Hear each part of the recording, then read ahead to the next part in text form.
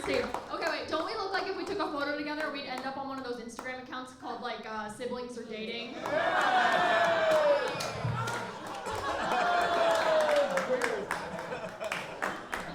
The secret is it's both, we're step siblings.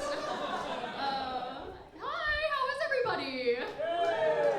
I'm sorry I made an incest joke at the top. I want to apologize for that. Is everybody having a good week? Yes. You said yes very confidently. Why was your week so good? Okay. She shrugged. I hate to tell you this, my week wasn't the best, actually. I know, the nonprofit I work for did surprise layoffs this week. I know, it's like, here's a solution, profit. I actually had a pretty exciting week. I slept with someone new. Thank you, yes. And it's been a long time. I was feeling kind of nervous, and he wanted to make me feel more comfortable, so he played my favorite song to kind of set the mood, which is the PS4 loading screen ambiance sound. It's just like, how does every guy in Brooklyn know I love that song? Actually, I was trying to describe my type to my friend the other day, and I was like listing attributes I usually find attractive, and then about halfway down the list, I realized I was actually just listing all the ways men become ineligible to donate sperm. So my type is usually guys who are under 6 foot, or not college educated, or type 1 diabetics.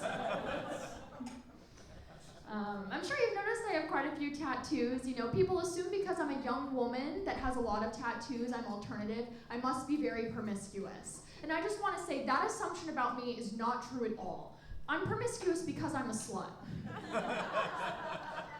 My dad always told me growing up that people that get a lot of tattoos are very insecure and do it for attention. And I just want to say, he was right.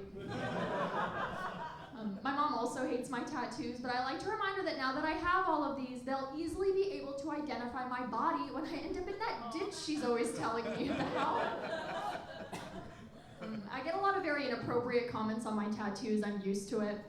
But I got a very surprising comment not too long ago that kind of, threw me for a loop, and I was getting a massage not too long ago, and when the massage therapist pulled back the sheet, she exclaimed very loudly, and I have a pretty large tattoo of a tiger on my back that surprises people, so I said, "Oh, don't worry at all, it's a tattoo of a tiger," and she said, "No, I'm very worried, you have scoliosis."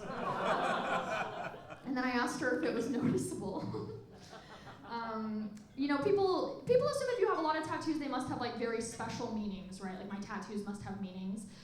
They don't. I just primarily sleep with guys who have ADHD.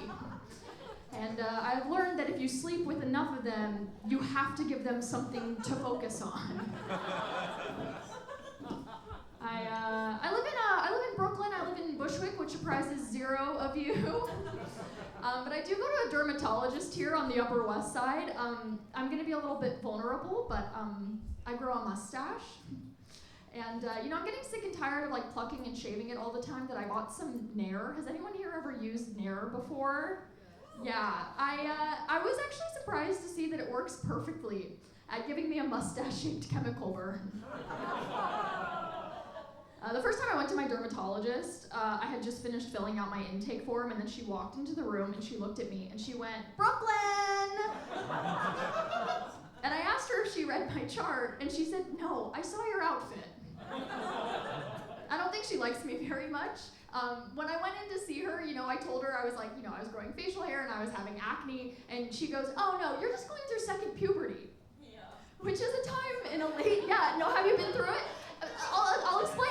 It's a time in a woman's life, like in her late 20s, when she starts like growing facial hair and having acne, and she loses all empathy for the women in her life. And every morning I wake up and I had a wet dream. So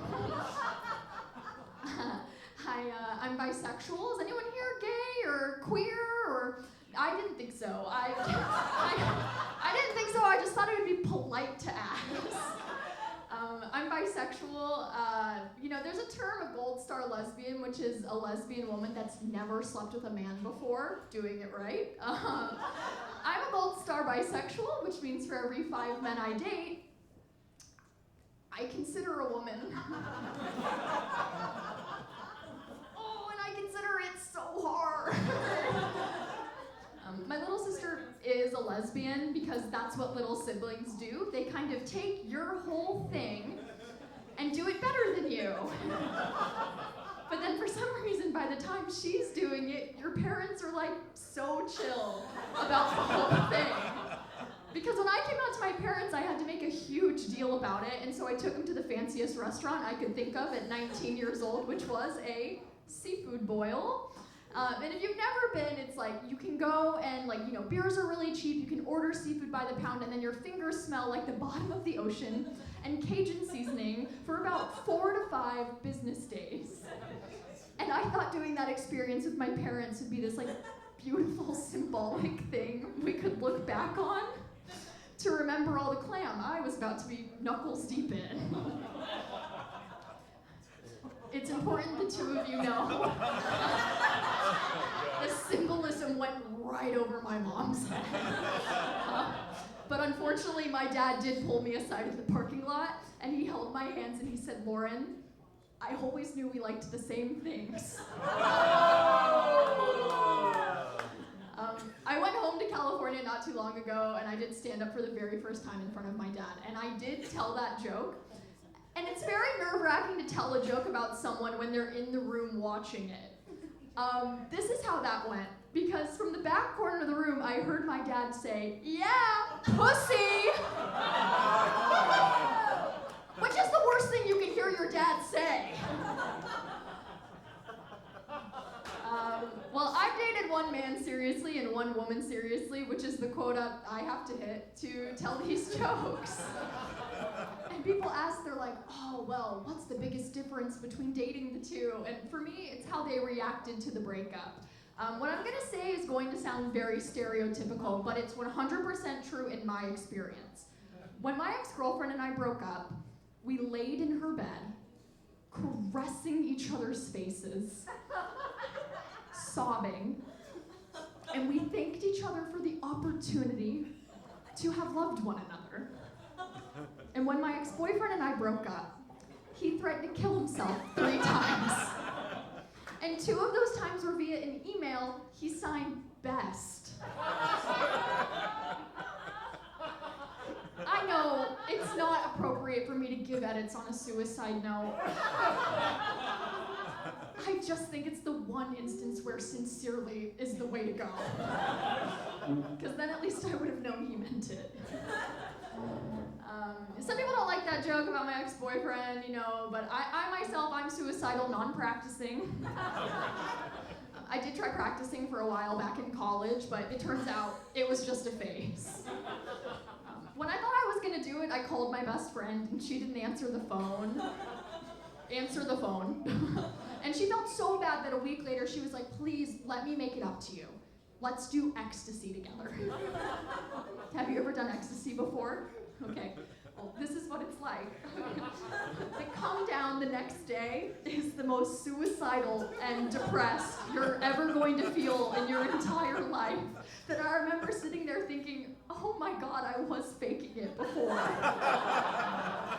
That's what this is supposed to feel like. I'm going through kind of a tough time this year. My mom, she actually passed away back in December. Yeah, who's in the ditch now?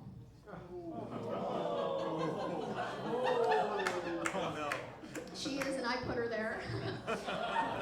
And it cost me $10,000. I know, hitmen are so expensive these days.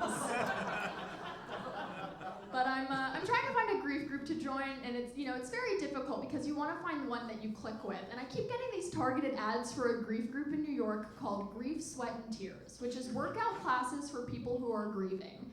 And they sell it to you. They're like, "Oh, don't even worry, don't even worry. It's like a normal spin class, except everyone's crying." That is a normal spin class for me. I am sobbing my way through the entirety of Taylor Swift's discography. I'm very non-athletic. I did a workout class the other day, and it was just me and one other girl in the room. And I did a class where she had a headset on, so she was giving personalized shout-outs. And to the other girl, she was like, "Yes, Felicia, perfect form." And then she was like, "Keep breathing, Lauren." Don't forget, you're supposed to do it in through the nose and out through the mouth, Lauren. I'll finish with this. So I recently had a very serious conversation with the guy I've been sleeping with. I asked him, hypothetically, if I got an abortion, you'd be supportive, right? And he goes, oh yeah, I have to be. I don't believe in child support.